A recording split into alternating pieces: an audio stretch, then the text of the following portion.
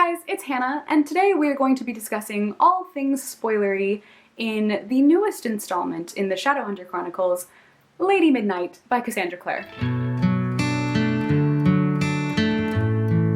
So if you guys haven't read Lady Midnight and you don't want to be spoiled for anything, then I have a spoiler-free review that I've already filmed and uploaded that you can go check out, and I will leave linked on the screen. So if you don't want to be spoiled for anything that happens in Lady Midnight, then I highly recommend you go and watch that video. But if you have read Lady Midnight and you want to discuss all things spoilery and hear all of my thoughts, then you can stay tuned for this video because that is exactly what we are going to be doing. So Lady Midnight.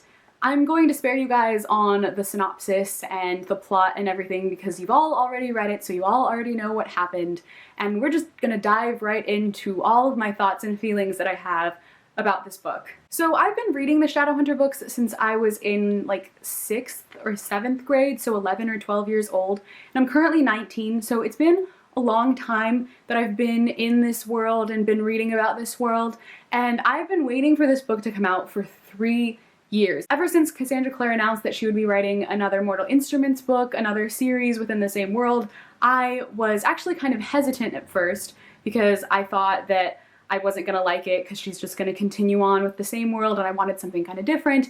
But then I just decided that, you know what, I love the Shadowhunter world, so I don't really care. I'll probably read anything that is written in that world. Which is exactly why I was so excited to pick this book up. So going into this book, I didn't really have high expectations. I really didn't have many expectations. What I really expected was a Shadowhunter book. And for those of you who've read other Shadowhunter books, you probably, hopefully, know what I mean. There's just this vibe that Shadowhunter books have, and they're all, I wouldn't say the same as in the plots are all the same, but you just know the world you're in, and it's kind of comfortable in some weird way.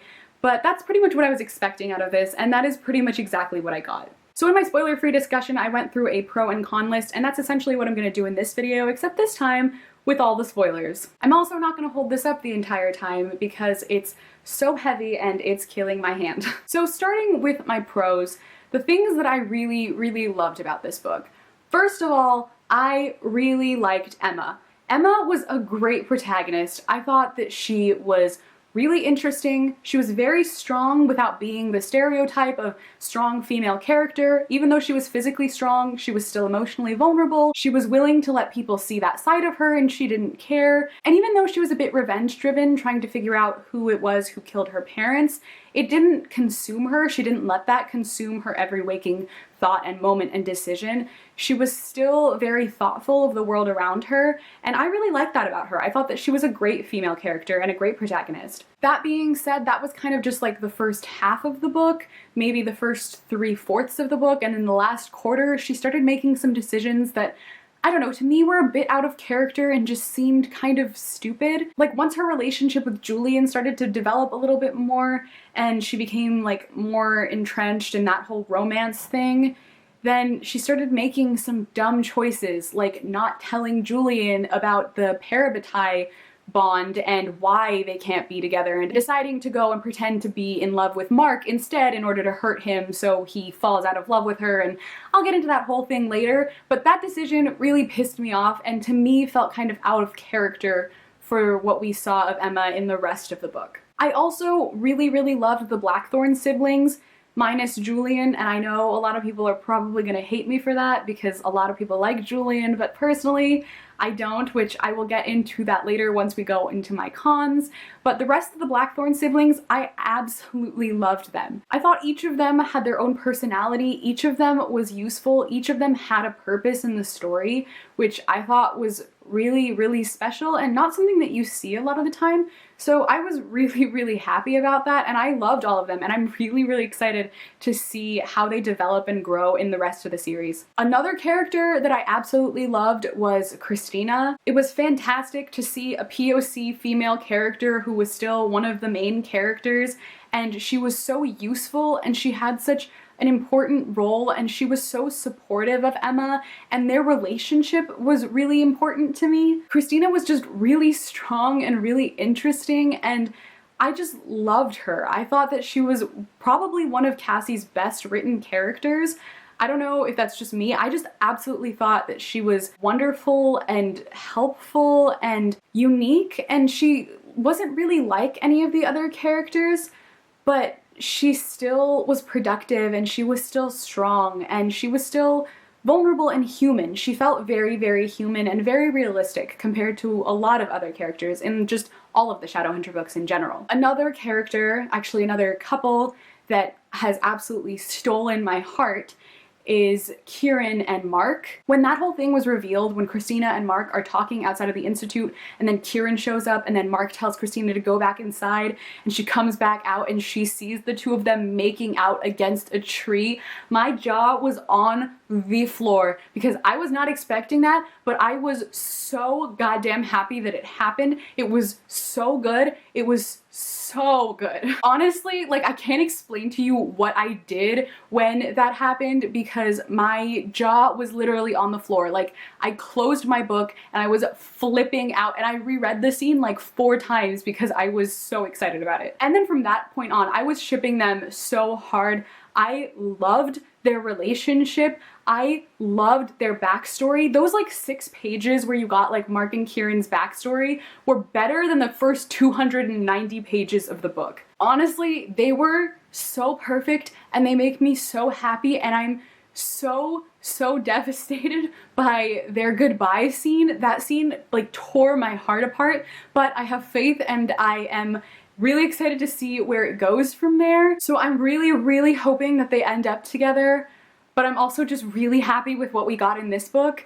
So they were just wonderful, and they honestly made this book for me. Their relationship, their little subplot, their story was just so good and so intriguing, and I'm just gonna say it 5 million times better than Julian and Emma. Also, can I say how fantastic it was to have another bisexual character? I don't ship Christina and Mark, like that's not a thing that I want to happen at all, but I am really happy that we have like a canonically bi character in this series as well, and I'm hoping that we get more LGBTQ plus characters in the series.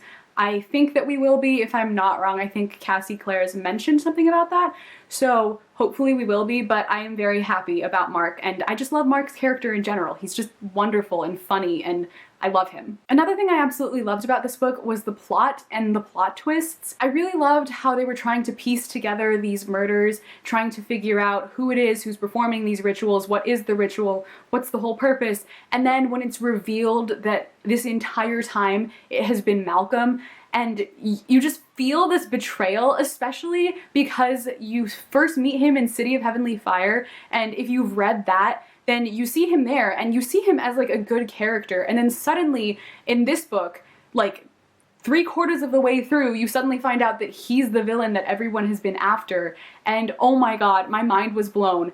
There were definitely clues there that I should have seen, but I absolutely didn't see, and I was just so completely shocked when you found out that it was Malcolm. I felt betrayed, I was heartbroken, but at the same time, I loved it. I also loved his whole motive of trying to bring back the person that he loved. I really liked the central theme of love in this, not just romantic love, but also familial love. I thought that he had a really cool motive as a villain. I thought it made him a lot more interesting than Valentine, personally. I have this theory, though, that he's not dead, because I am very much the type of person who will not believe that a character is dead unless you see the body. Like, I never trust anyone unless I see the body. Even then, sometimes they come back to life. So I don't think he's dead. I'm calling that right now. Even though his spell stopped, I think something else was happening there. There's no way, unless you see the body, they're never dead. So, calling that right now. Also, the moment you find out that Tavi is missing and Malcolm has him, right after you find out that Malcolm is who they've been looking for this entire time, my heart sank because I thought it was gonna be like Max 2.0, and I was gonna start bawling because you cannot hurt the poor children. I've had enough of that in Cassie's books, and I don't want any more of it. So I was really happy when he ended up okay, but I was terrified that something was going to happen to him. Oh, and another pro that I completely forgot to mention that made me super happy while reading this book was the moment when you found out that Kit was a Herondale.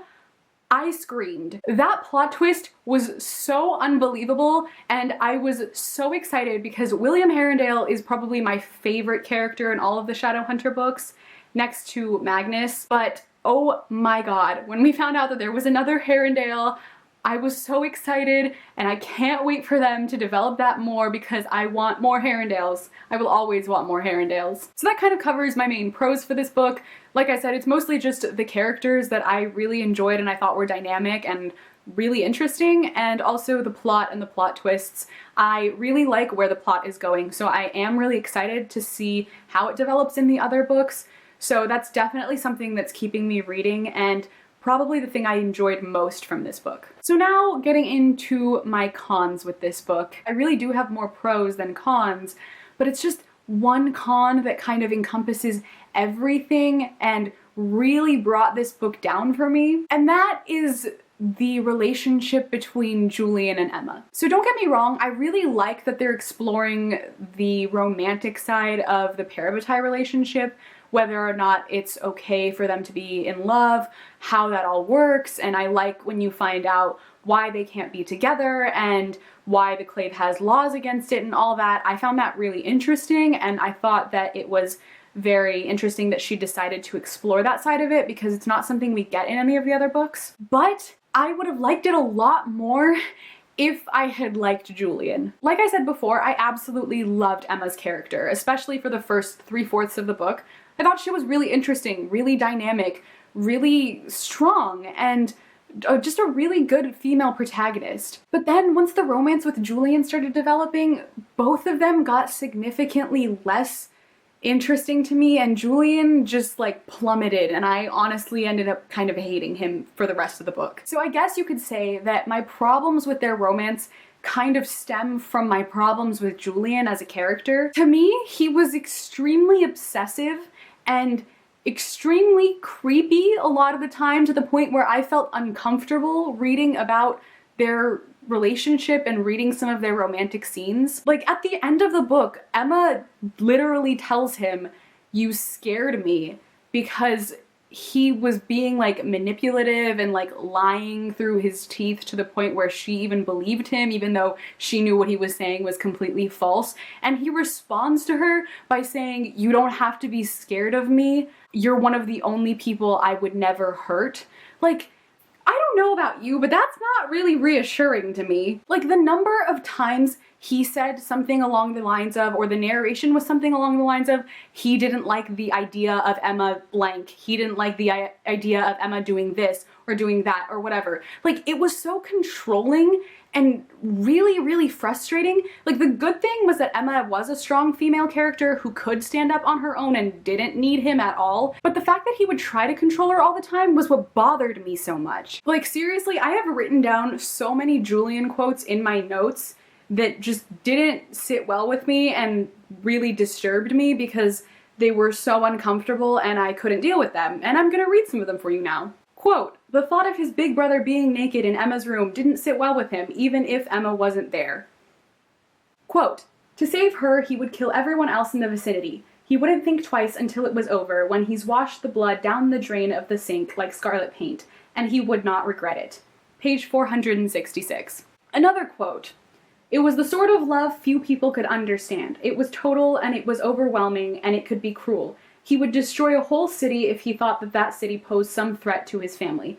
Page 606. Like, if that's what you define as love, I don't know about you, but that's kind of problematic to me. Like, these quotes are just terrifying to me. I wouldn't define love as willingness to kill other people for someone, or willingness to die for someone, or if someone were to die, that you would also die. Like, I feel like it's not healthy, and Julian even says that in the book when he's talking to Mark after Emma has been whipped. He straight up says that he knows that the way he feels isn't healthy, but he can't help but feel that way. Like, props for self-awareness, but also that's kind of horrifying. And then the part that really got to me, which I completely guessed from the minute that they told you that Julian had some secret studio, the scene where Julian takes her to his studio and shows her his studio full of his, like, paintings of her. First of all, it was so completely predictable. Second of all, I honestly wanted to like scream and throw my book across the room. Like, I know a lot of people read that scene and they were like, oh, this is really cute, oh, this is really romantic. I am not one of those people, and when I read that scene, the first thing that came to my mind was, this is an episode of Criminal Minds. And again, I know I'm probably gonna get some hate for this because I know so many people love Julian, but he freaks me out. Like, he's terrifying and he's obsessed with her. And I feel like Emma deserves better. She's a great female character and she doesn't deserve a guy who's gonna keep a bunch of paintings of her in his secret back room. Like, that's weird. It's weird. Am I the only one who thinks that's weird? Because it's really, really weird. Like, honestly, this may be kind of a stretch for some people, but personally, I see the parallels clearly. Edward Cullen and Julian have a lot of similarities in the way that they view their female love interests, but Bella and Emma are nothing alike. So that's the only thing that makes this relationship a little bit better to me. It's the fact that Emma isn't passive and she isn't like a weak character in the way that Bella can be. So that's the only thing that makes this relationship slightly okay to me, but he's so creepy. I can't like him. Again, sorry if you like him. I mean, you have every right to like him, of course, but I can't like him. I can't like him in any way. So that pretty much covers all of my cons for this book, which is essentially just Julian and his problematic ways. So overall, I gave this book a 3.5 out of 5 stars, and that is very much because of this romance. Like I said many times, their romance was really problematic for me and it really did bring the book down a lot.